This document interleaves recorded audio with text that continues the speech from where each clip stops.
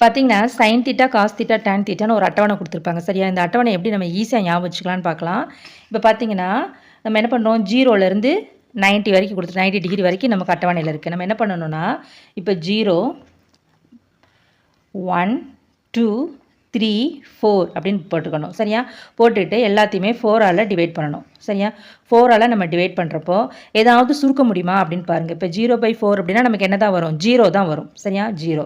இப்போ 1/4 அப்படிங்கிறத நம்ம சுருக்க முடியாது, 1/4 அப்படியே தான் வரும். இப்போ 2/4 நம்ம அடிச்சுக்கலாமா, 2 2 அப்போ 1/2ன்னு வரும். இது பார்த்தீங்கன்னா 3/4 அடிக்க முடியாது, 3/4 தான் வரும். 4/4 நம்ம என்ன பண்ணலாம், அடித்தோன்னா 1ன்னு ஆயிரும் சரியா? 1. இப்போ இதுக்கு எல்லாத்துக்கும் ரூட் எடுத்துடணும், ரூட் சரியா? அதாவது நம்ம சுருக்கி வச்சுருக்கோம் இல்லையா, அதுக்கு ரூட் எடுக்கிறோம். இப்போ ரூட் எடுத்துட்டோம் சரியா? இப்போ நம்ம இந்த வேல்யூ எழுதலாம். இப்போ ரூட் 0 அப்படின்னா நமக்கு என்ன தான் வரும், 0 தான் வரும். அதை அப்படியே எழுதிக்கோங்க. இப்போ ரூட் 1/4 அப்போ 1க்கு வந்து நம்ம என்ன எழுதலாம், அப்படியே 1 எழுதிக்கலாம். இப்போ 4 அப்படிங்கிறது ரூட்டுக்குள்ளே இருந்துச்சுன்னா வெளியில் வரப்போ என்ன வரும், 2 × 2ன்னு எழுதுவோம். அப்போ ஒரு 2 வெளியில் வந்துடும், 1/2.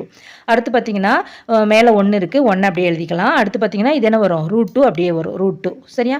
அடுத்து இந்த √3 அப்படியே தான் இருக்கும். 4 இருக்கு இல்லையா, அது ரூட்டுக்குள்ளே எப்படி எழுதலாம், 2 × 2 அப்போ நமக்கு வெளியில் வரப்போ 2 அப்படின்னு வரும் சரியா? அடுத்து √1 எப்படி எழுதலாம், 1ன்னு எழுதலாம் சரியா? இது சைனுக்குள்ளே வேல்யூ எழுதிட்டோம். அது அப்படியே ரிவர்ஸில் போட்டால் அதான் என்னது, காசு. இப்போ பார்த்தீங்கன்னா 1 √3/2 அடுத்து 1/√2. இந்த 45க்கு சைனுக்கு காசுக்குமே ஒரே வேல்யூ தான் வரும்.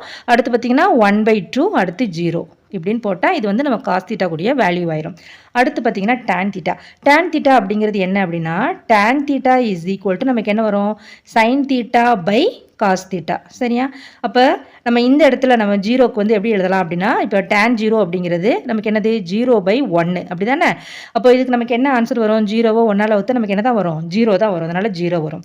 அடுத்து பார்த்தீங்கன்னா டான் 30க்கு சைன் பை காசுன்னு போடுறப்ப என்ன வரும் நமக்கு, 1/2/√3/2.